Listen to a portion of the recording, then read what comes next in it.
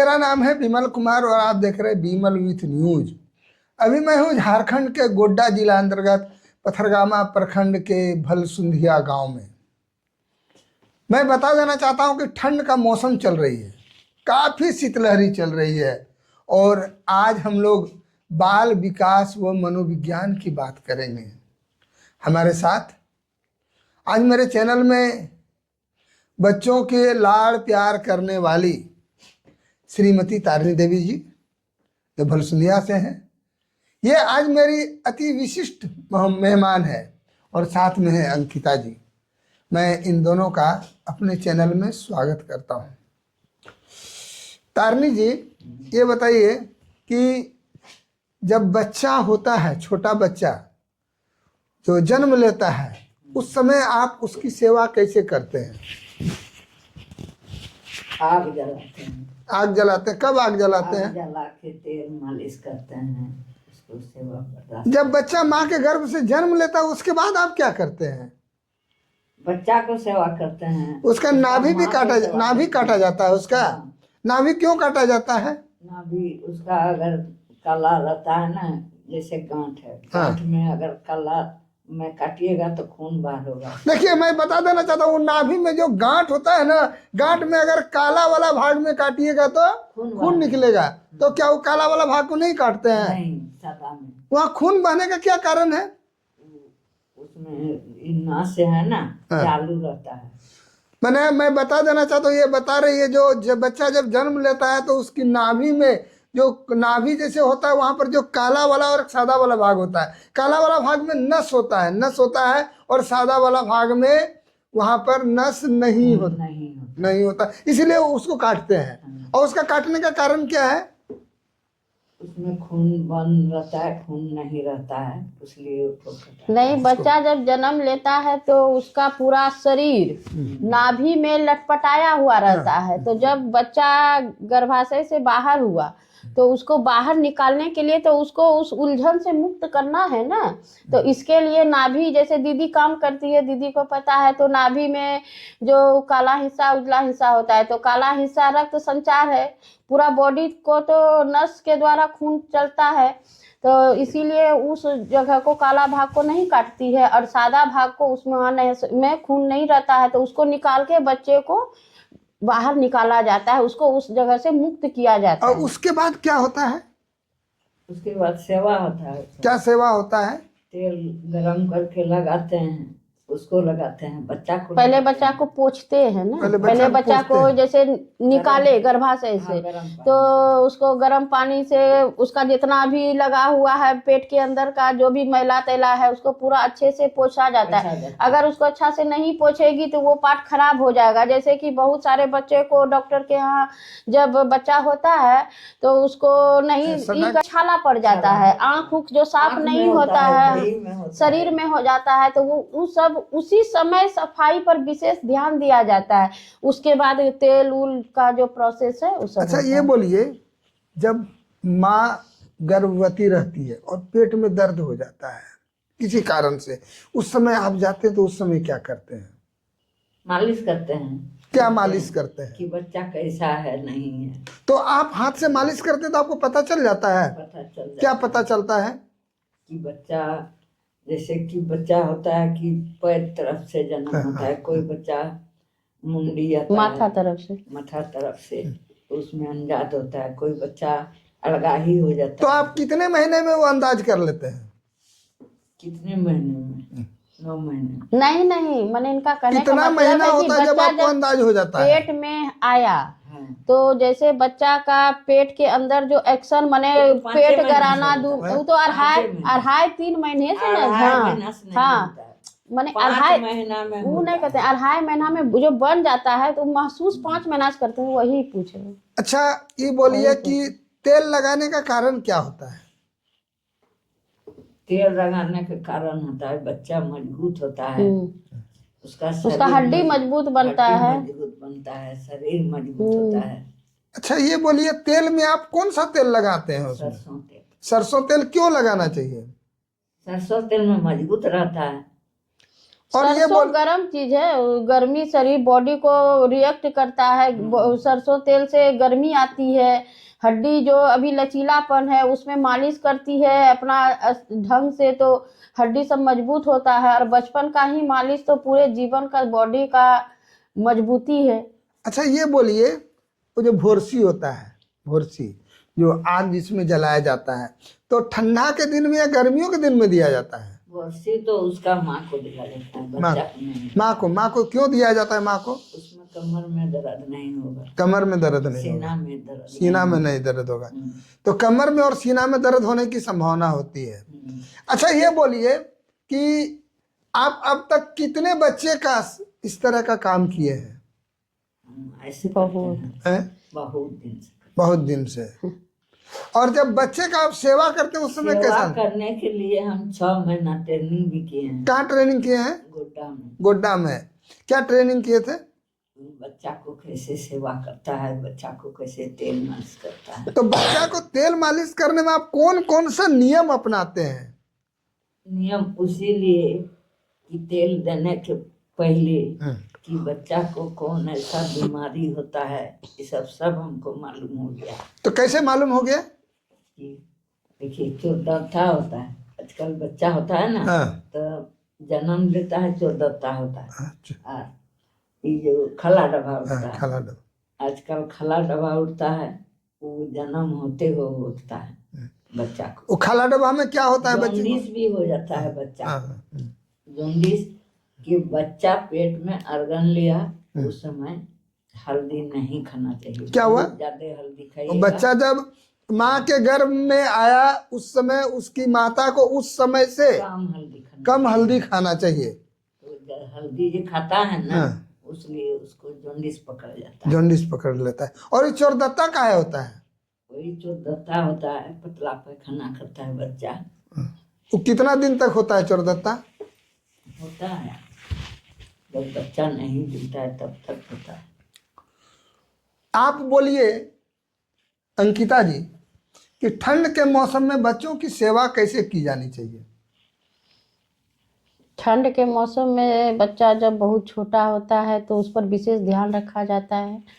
वैसे जैसे दीदी बताई कि सरसों का तेल को गर्म करके उसमें जायफल डाल के बच्चे को मालिश करना चाहिए। जायफल क्या होता है? जायफल एक मसाला है जिसका गुण बहुत है, वो गर्म चीज है। गुण है, गुण उसमें बहुत पाया जाता है, वो गर्म चीज होता है। उसको एक सिलबट्टे में, छोटा सा सिलबट्टे में थोड़ा सा घस के बच्चों को चटाया भी जाता है। उस सबसे बच्चे का बॉडी जो होता है गर्म रहता है। और उसके बाद बच्चे को बढ़िया से अपना, बच्चा छोटा बच्चा क्या है, सेवा पर है, उसको अच्छे से ढक के रखिए। गरम, उसके साथ साथ उसकी माँ को भी गरम चीज़ का यूज़ करना चाहिए, गरम पानी पीना चाहिए, ठंड से बचना चाहिए, क्योंकि माँ के स्वास्थ्य पर ही बच्चे का स्वास्थ्य निर्भर करता है। अच्छा, हम लोग देखते थे पहले कि जैसे हम लोग जब हुए होंगे ना उस समय पता भी नहीं था कि सुई और इंजेक्शन और टेटवेक क्या होता है। हाँ, लेकिन आज के समय में वो टेटवेक पढ़ना जरूरी हो जाता है। इसका क्या कारण है? कारण है कि अभी का समय में पहले जो होता था इतना उपजा काहे नहीं होता था, उसमें खाद नहीं उतना पड़ता था। अब तो बिना खाद में नहीं होता है, खाद बहुत ज्यादा पड़ता है। खान पान विशेष मायने रखता है, क्योंकि खाद वाला चीज खाने से तो कमजोरी, पेट से ही बच्चा जो भी भोजन खा रहा है माँ के द्वारा तो खादे वाला खा। मैंने कहने का मतलब है कि बच्चा जब गर्भ में आता है उसी समय जो अपनी माँ के द्वारा जो भोजन लेता है उसमें तो खाद का ही प्राय भोजन अब मिलता है ना। देखिए हाँ, अभी सब्जी सब होता है ना, खादे का जोर से होता है, सब चीज खादे के जोर से होता है। पहले जो होता था तो खाद उतना नहीं पड़ता था, तो घर में बच्चा सबको हुआ था, इतना बीमारी भी नहीं बढ़ता था।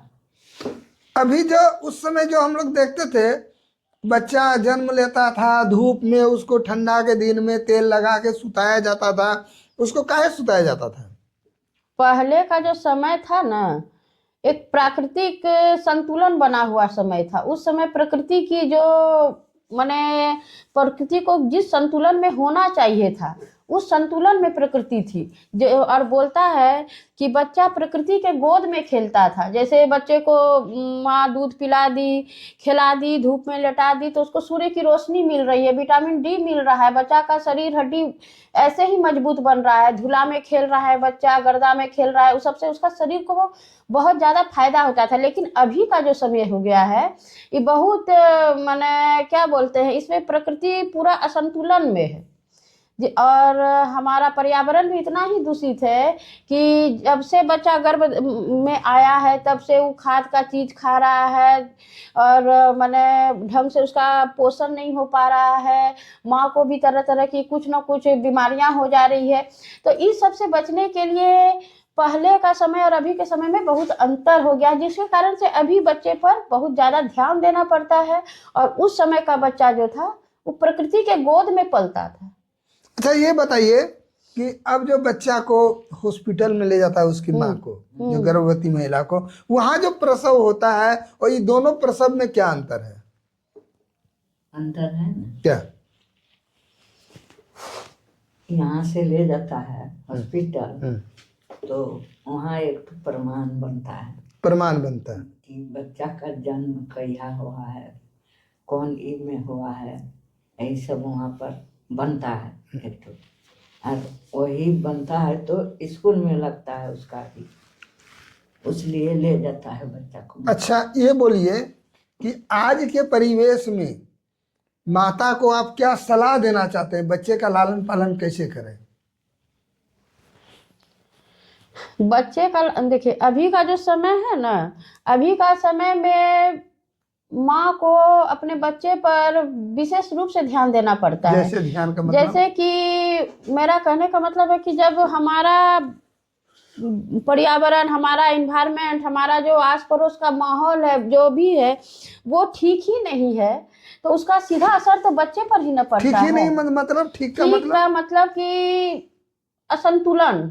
असंतुलन का मतलब? असंतुलन जैसे कि जब गर्मी होना चाहिए था तो आजकल इतनी गर्मी होती है जो कि बच्चा उसको अब्जॉर्ब अपने बॉडी को उस टाइप से नहीं तो कर इसका पाता। मतलब कि बच्चों को नेचुरली भी खेलने कूदने देना छोड़ना चाहिए कि मान लीजिए हाँ, बच्चे को बहुत ज्यादा मैंने ये करके फूल के तरह नहीं रखना चाहिए। थोड़ा सा उसको प्रकृति के साथ छोड़ देना चाहिए ताकि वो प्रकृति में अपने आप को अब्जॉर्ब कर सके, अपने आप को उसके साथ मैंने एडजस्ट करने का जो कैपेसिटी है बच्चे के बॉडी में, उस सब पर ध्यान देना चाहिए। और इस बात को माँ को समझना चाहिए कि अभी का जो मॉडर्न युग में माताएं अपने बच्चों को सोचती है नहीं मेरा बच्चा नीचे खेलेगा, धूला लग जाएगा, गंदा हो जाएगा, कपड़ा गंदा कर लेगा, उस सब को थोड़ा इग्नोर करना चाहिए।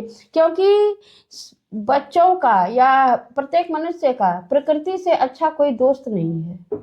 ये बताइए कि आज जो माताएं बच्चों को अपना स्तनपान कम कराती है और बोतल का दूध पिलाती हाँ, है, तो वो दोनों में क्या अंतर है? बोतल का दूध और स्तनपान दोनों में बहुत अंतर है। स्तनपान तो अमृत के समान है। माँ का जब बच्चा जन्म लेता है उस समय पहले माँ का दूध बच्चे को दिया जाता है। वो दूध, उसमें इतनी पावर शक्ति होती है कि बच्चे को बहुत सारी बीमारियों से वो ठीक कर देता है। लेकिन अभी के मॉडर्न समय में, अब मैं बोलूँ क्या, अभी के मॉडर्न समय में आजकल की लड़कियों को लगता है मेरा बॉडी कंस्ट्रक्शन ना खराब हो जाए, मेरा और बहुत सारा दवाइयों का जो यूज़ होता है, तो पहले के तरह बहुत सी लड़कियों को दूध भी नहीं आता है।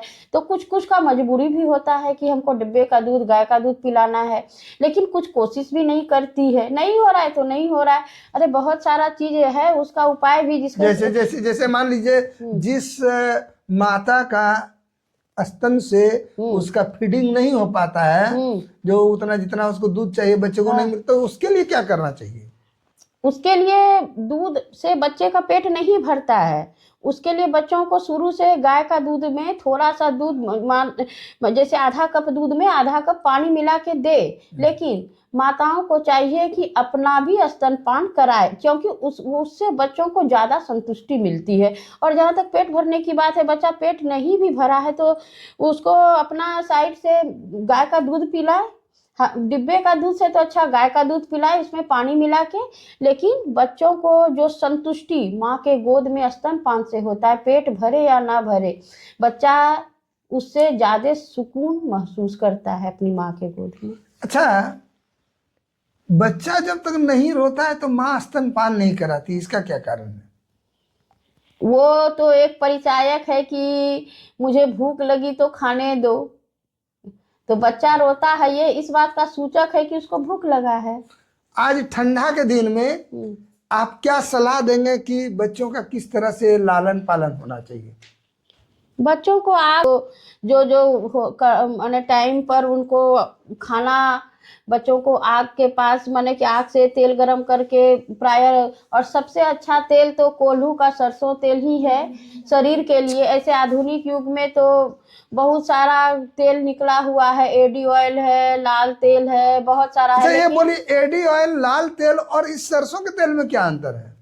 सरसों तेल नेचुरल है। ये सरसों जो हम लोग अपने खेतों में उपजाते हैं फसल सरसों, उससे हम लोग तेल बनाते हैं, तेल के मिल में कोल्हू का तेल, उसका जो तासीर है, उसका जो असर बच्चों के बॉडी पर पड़ेगा, वो एडी ऑयल तो आपका केमिकल मिला हुआ है, उसमें बोलता है हड्डी मजबूत होता है ये वो, लेकिन जो हम खुद उपजा के खुद नेचुरल चीज को यूज करेंगे और जो बाहर से आया हुआ है, दोनों में तो अंतर है, तो उससे असर तो बच्चे के बॉडी पर ही न पड़ेगा। तो तब शहर वाला क्या करे? शहर वाला क्या करे? अरे जिसको नहीं है तो क्या करेंगे, उसको उसी से उससे भी फायदा होता है, ऐसी बात नहीं है कि फायदा नहीं होती है। जहाँ उपलब्ध नहीं है वहाँ आदमी क्या करेंगे, वहाँ सरसों तेल भी यूज वो लोग भी करते हैं, मार्केट में तो सरसों तेल मिलता ही है, ऐसी बात नहीं है नहीं मिलता है, तो दोनों यूज करते हैं। और आजकल तो प्राय डॉक्टर माने सरसों तेल, कोल्हू तेल, और पहले के जैसा बच्चों को मालिश करने भी मना करते हैं, काजल लगाने से मना करते अच्छा, हैं। काजल लगाने से क्या होता है आंख में? हर चीज का एक ही रीजन है कि अभी के समय का चीज में जो केमिकल मिक्स हो जाता है ना, इसी वजह से बहुत बच्चे को अभी जो काजल लगा देते हैं तो आंख जलने लगता है, किसी का आंख लाल हो जाता है, पूरा घसने लगता है, और किसी किसी को कुछ प्रॉब्लम भी होता अच्छा, होगा। तो देहातों में तो घरों में तो काजल बनता है ना? बनता है, तो आजकल की महिलाएं उतना मेहनत नहीं करना चाहती है, जो मेहनत करती है उसका बच्चा ज्यादा अच्छा रहता है। चलिए, मैं मिल रहा था श्रीमती तारिणी देवी जो मेरी अति विशिष्ट मेहमान है आज, और अंकिता जी जो हमारी मुख्य अतिथि हैं, और मैं अपने चैनल में तमाम लोगों से अनुरोध करता हूं कि बच्चों को कम से कम ठंडा में ठीक से केयर कीजिए, नहीं तो उसको तरह तरह की बीमारी हो जाएगी, ठंडक मार देगा और आपको पछताना होगा। और कम से कम इस ठंड में सरसों का तेल लगा करके भी बच्चों को धूप में थोड़ा सा उसका आनंद लेने दीजिए, ताकि वो नेचर से जो विटामिन डी की प्राप्ति होती है सूर्य की रोशनी से, जहाँ तेल लगा के बच्चों को सुलाया जाता है, वो मजबूत हो। आप मिल रहे थे अंकिता जी से और तारिणी जी से। आप दोनों को मेरे चैनल में जुड़ने के लिए बहुत बहुत धन्यवाद। आपको भी धन्यवाद, प्रणाम।